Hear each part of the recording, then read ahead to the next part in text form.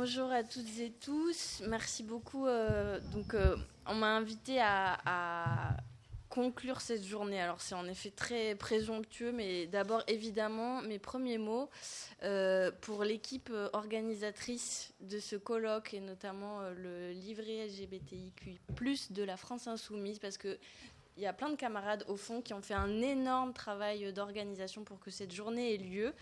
Et donc voilà.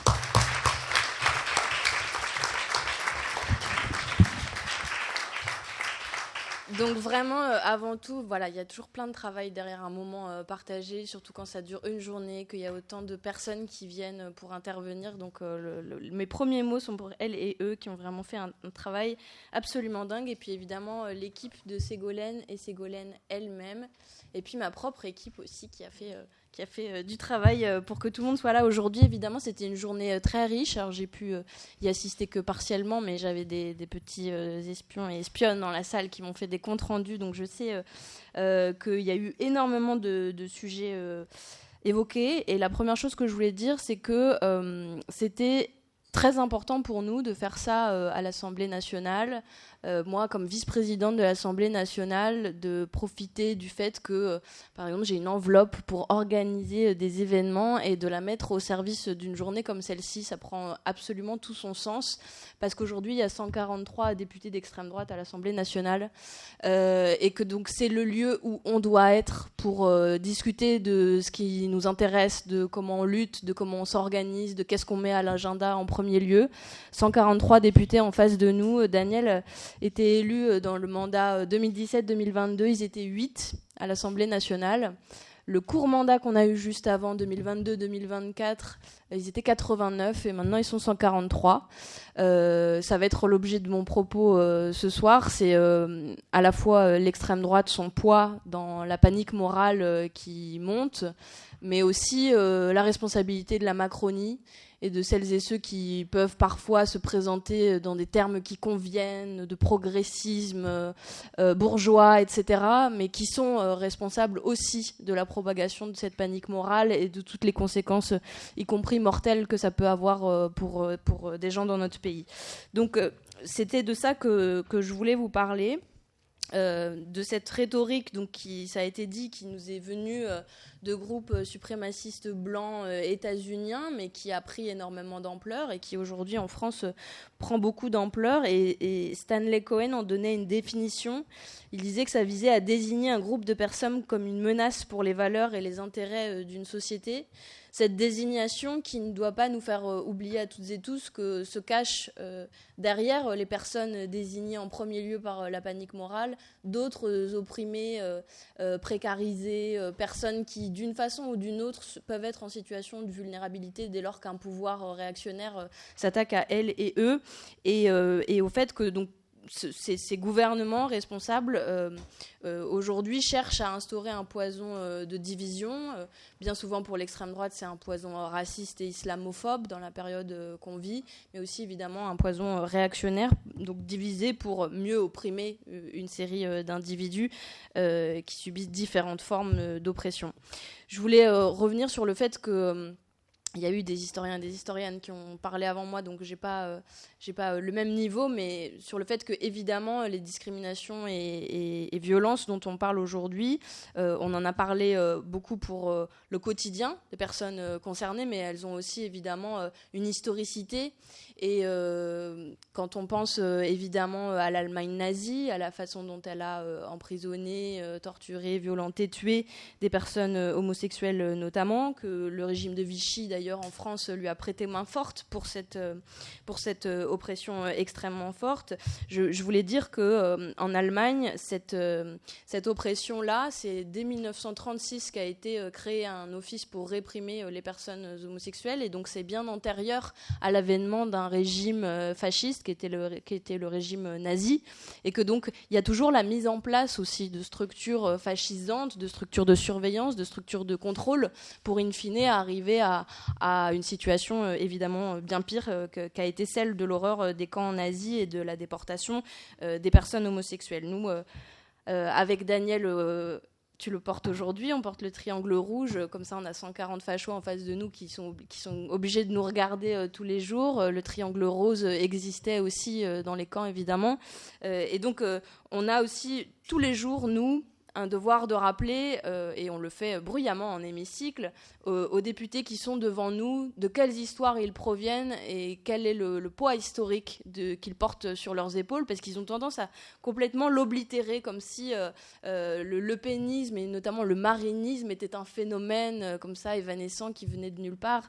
On s'acharne à leur rappeler évidemment qu'ils ont une histoire en Europe, partagée aussi d'ailleurs avec une répression en Espagne et en Italie sous Franco et sous Mussolini, avec là aussi la déportation notamment des personnes homosexuels. Et pour revenir au temps présent, on est dans un moment où il y a une internationale réactionnaire qui se forme devant nous. Au premier lieu, évidemment, Trump, qui est extrêmement dangereux, qui a, dès son arrivée au pouvoir, enfin le fait qu'il réarrive au pouvoir, qui a expliqué publiquement qu'il n'y avait que 2 genres dans la politique officielle des États-Unis, qui a viré plus de 15 000 personnes trans de l'armée, qui a interdit des livres, qui a interdit des mots, y compris dans les écrits scientifiques, qui a transféré des femmes trans vers des prisons pour hommes, donc en faisant subir à des gens des violences absolument inouïes.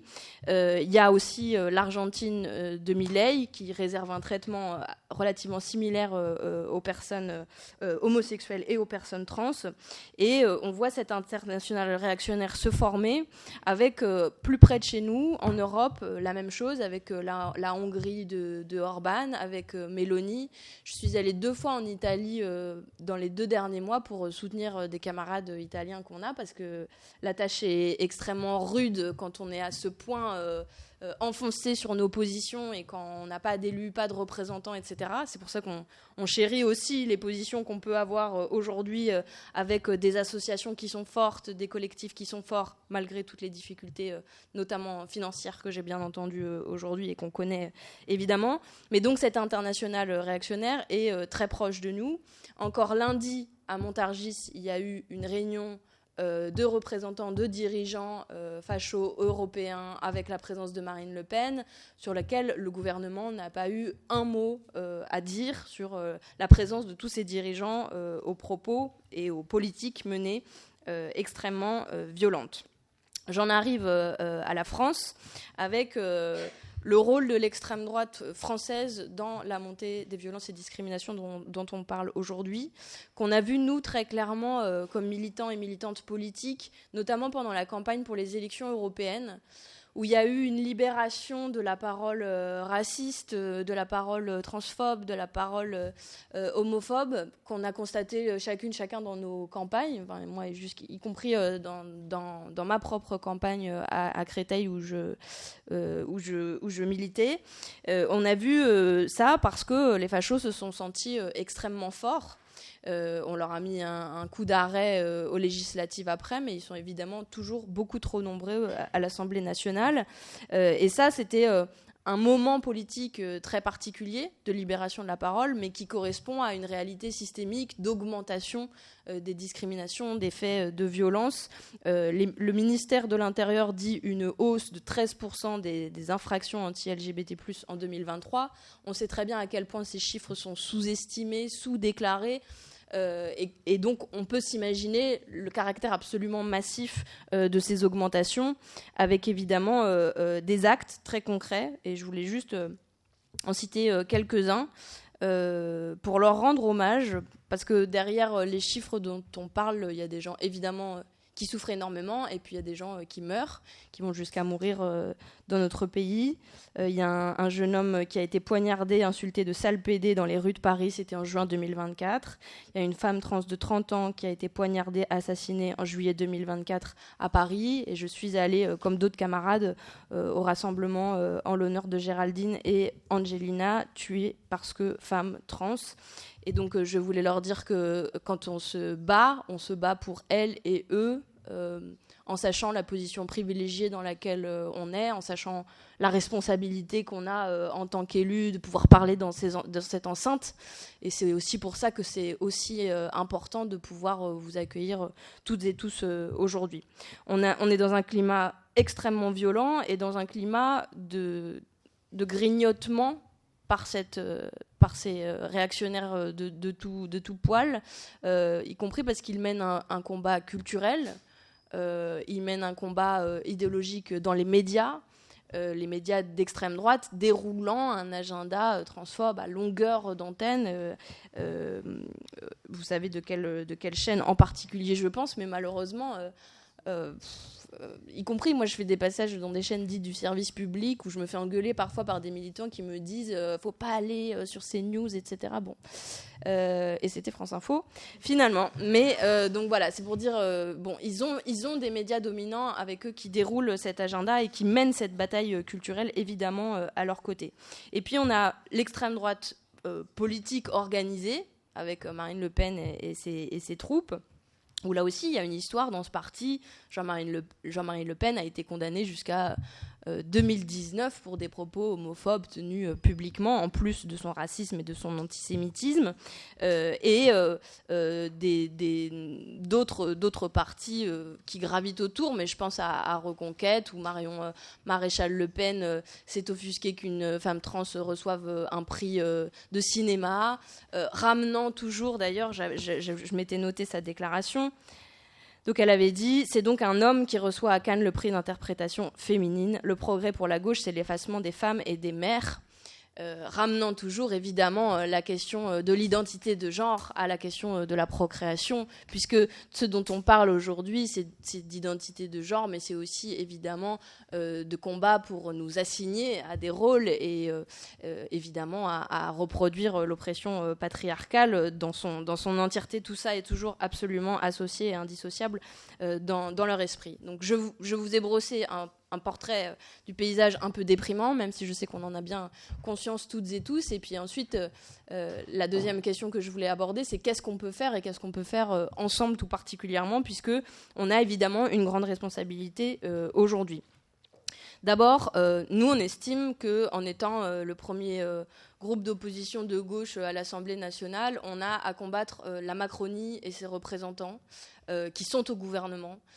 Parce que quand vous avez vu la polémique menée notamment par les réactionnaires sur le visuel de la marche des fiertés, quand Aurore Berger demande à la DILCRA de ne plus s'associer à la marche des fiertés, elle est ministre, nous savons que au gouvernement, nous avons sur ces sujets à combattre extrêmement fortement. Je dis ce gouvernement, mais en réalité c'était les précédents aussi, parce que la Macronie, très profondément, dans un continuum qui va de la violence pure, transphobe, homophobe, comme c'est le cas pour Madame Berger, jusqu'à un progressisme bourgeois, mais qui relègue cette question toujours après d'autres, parce qu'elle ne serait jamais prioritaire, ne font pas partie de nos alliés. C'est ce que disait Daniel aussi tout à l'heure, c'est-à-dire que pour nous, il y a une cohérence et une consistance entre des politiques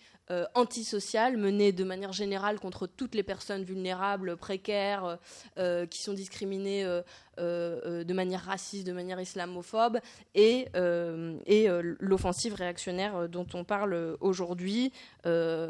Blanquer l'a menée à l'université quand il a mené sa grande campagne anti-woke, etc. Tous, ils ont, d'une façon ou d'une autre, ils se sont attaqués à nos droits pour mener leur agenda d'oppression sociale de manière plus large. Et donc, on sait que quand on combat contre eux, on le fait sur chaque projet de loi, au moment de chaque budget, même si évidemment, vous le savez, d'une certaine manière, comme député, on se fait écraser par la Macronie depuis maintenant 8 ans, puisqu'on ne vote pas les budgets, et que donc quand on gagne, par exemple, des augmentations de subventions pour des associations, par 49.3, ils peuvent l'annuler à la fin, et que donc c'est des victoires précaires. Il n'empêche que, on a l'honneur de la tribune, et donc de la prise de parole, déjà, et ça a son importance. Et puis on a aussi des combats symboliques qu'on peut gagner, qui montrent qu'il y a aussi une majorité, parfois à l'Assemblée nationale et dans la société, pour faire progresser nos idées et les revendications que nous avons. Parce que quand le nouveau Front populaire est arrivé en tête, pendant les dernières élections législatives, il y avait dans le programme la PMA pour toutes, il y avait le changement d'état civil libre et gratuit, il y avait évidemment tous les droits que nous cherchons à conquérir, ils étaient dans ce programme. Et donc, y compris, vous le savez très bien, on mène un rapport de force au sein de la gauche, de ce qui est appelé la gauche dans le pays, et que nous répliquons ensuite, maintenant que nous sommes à l'Assemblée nationale, même si, de fait, ils nous ôtent le dernier mot et que une partie de notre fonction on en est évidemment privé. Donc ça, c'est évidemment la bataille à l'Assemblée nationale. Et j'irai dans le sens de ce qu'a dit Daniel à l'instant aussi. Un moment comme aujourd'hui nous permet de recueillir toutes les idées et les propositions que vous pouvez avoir et que nous, on peut traduire ensuite dans des termes législatifs. Il y a eu plein de propositions de loi déjà qui avaient été faites par Daniel et Bastien au mandat précédent. Ségolène en a déposé toute une série ce mandat-ci. Sarah en a déposé, j'en ai déposé également. Mais on peut continuer. C'est-à-dire qu'une idée comme la fin du... Je me suis noté la fin du dépôt de consignation qui a été évoqué tout à l'heure. C'est des dispositifs relativement simples pour nous à transcrire comme parlementaire, comme rédactrice de la loi, dont vous avez parfaitement connaissance parce que c'est votre réalité quotidienne et que des moments comme ceux d'aujourd'hui nous permettent de saisir. Donc évidemment, on fera un compte-rendu de cette rencontre pour y donner suite et pour faire en sorte que ça puisse être relayé à l'Assemblée nationale. Et puis après, je dirais qu'il y a aussi le fait de pouvoir mener ces batailles à tous les niveaux. Moi, je parle comme responsable politique, donc évidemment, je parle de là où je suis, comme tout le monde l'a fait aujourd'hui. J'ai retenu aussi des précédentes interventions la réalité différente que peuvent avoir les personnes d'accès, par exemple, à vos associations, d'accès à des collectifs qui luttent, qui fait qu'on se sent moins isolé, qu'on se sent plus fort.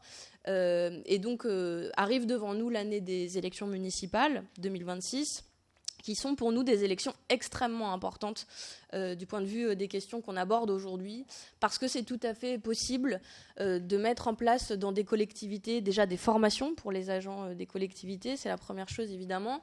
Quand on gagne un exécutif municipal, c'est une chose qu'on peut faire, mais aussi des permanences juridiques, mais aussi des référents pour que les personnes puissent avoir accès à quelqu'un à qui parler.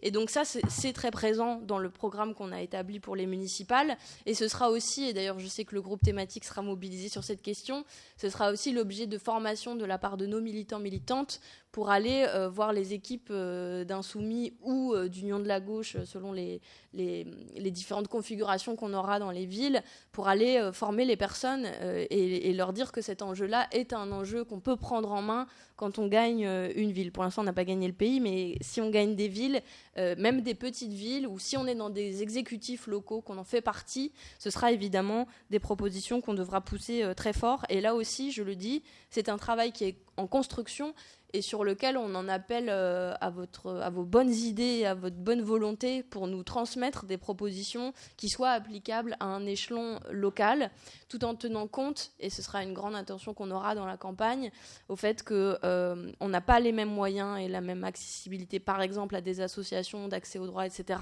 en milieu rural ou dans des milieux urbains très denses.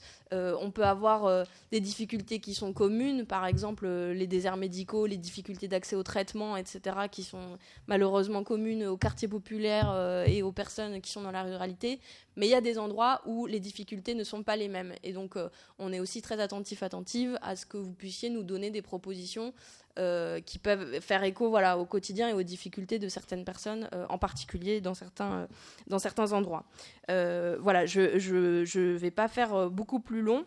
Je voulais juste dire, pour conclure, que je voulais avoir un mot pour Rima Hassan et pour toutes celles et ceux qui sont encore emprisonnés par Netanyahou. À l'heure où on se parle, on est un peu dans un tunnel d'inquiétude, de mobilisation, d'appel à République tous les jours, le temps qu'il le faudra. Je suis contente qu'on ait quand même pu tenir aussi cette journée, qu'on réussisse à faire tout ça en parallèle.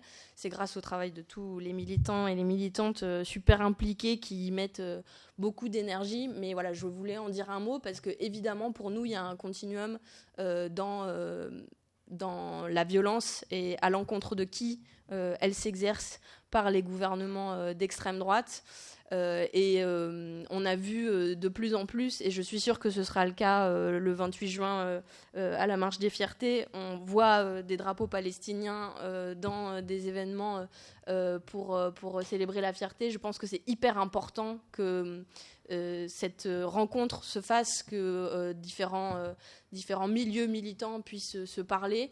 Je sais que c'est évidemment déjà le cas, mais voilà, je pense que je dis en votre nom à toutes et tous qu'on pense évidemment à elles et eux, et puis avant tout aux Gazaouis qui sont affamés, qui sont bombardés, qui souffrent, et pour lesquels on se sent toujours un peu impuissant, mais pour lesquels on va continuer à mettre toute notre énergie. Voilà, je vous remercie beaucoup et bravo.